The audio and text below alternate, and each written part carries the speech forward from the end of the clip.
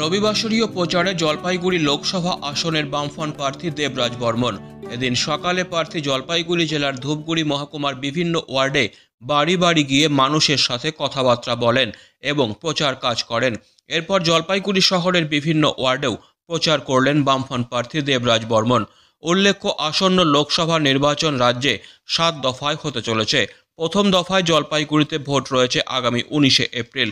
এদিন প্রচারের সময় উপস্থিত ছিলেন সিপিআইএমের জেলা সম্পাদক মণ্ডলীর সদস্য কৌশিক ভট্টাচার্য, প্রাক্তন বিধায়ক মমতা রায়, সারা ভারত কৃষক সভার জেলা সভাপতি প্রাণ গোবিন্দ ভাওয়াল, যুব নেতা বেদব্রত ঘোষ সহ অন্যান্যরা।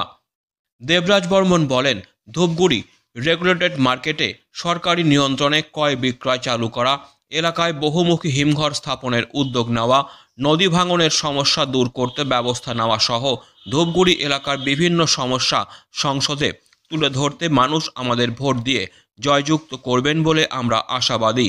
জলপাইগুড়ি শহরেও বাম প্রার্থীর প্রচারকে ঘিরে সাধারণ মানুষের উচ্ছ্বাস লক্ষ্য করা গেছে।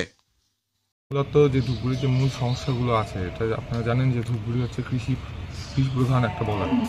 তো ধূপগুড়ির এই যে কৃষি প্রধান অঞ্চল, এখানে যে কৃষকদের বসবাস, হ্যাঁ, এই ক্ষেত্রে আমরা দেখছি যে দীর্ঘদিনের একটা দাবি ধূপগুড়ির সাধারণ মানুষের, যে একটা বহুমুখী হিমঘর, যেখানে বিভিন্ন রকমের ফসল শাকসবজিকে স্টোর করে রাখা যাবে, এই হিমঘরের দাবি আমাদের ধূপগুড়িবাসীর আছে।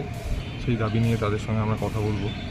এছাড়াও ধরুন ধূপগুড়ির যে রেগুলেটেড মার্কেট, সেখানে আমরা দেখছি যে ধূপগুড়ি রেগুলেটেড মার্কেটে সরকারের কোনো কন্ট্রোল নেই, সরকারের কোনো ভূমিকা নেই। এখানে জাস্ট বিক্রি আর কেনাটা হচ্ছে, কিন্তু সেখানে সরকারের কোনো সেই অর্থে ভূমিকা আমরা দেখতে পাচ্ছি না। আমরা আজ যেটা দেখছি যে ধূপগুড়ির ক্ষেত্রে একটা বিশেষ অসুবিধা, যে ধূপগুড়ির যে নদীর যে ভাঙন, যে পুঁটিমারি ওই দিকটায় যে আমরা দেখছি পুঁটিমারির যে নালা, সেই থেকে নদীর পার বাঁধানোর একটা দাবি মানুষের আছে বহু দীর্ঘদিনের। কারণ বর্ষার সময় তারা এই নদী ভাঙনের ফলে কিন্তু মানুষের ওখানে চাষবাসের ক্ষতি হচ্ছে এবং মানুষের যে বসতবাড়ি, সেই বসতবাড়িরও খুব ক্ষতি হয়ে যাচ্ছে।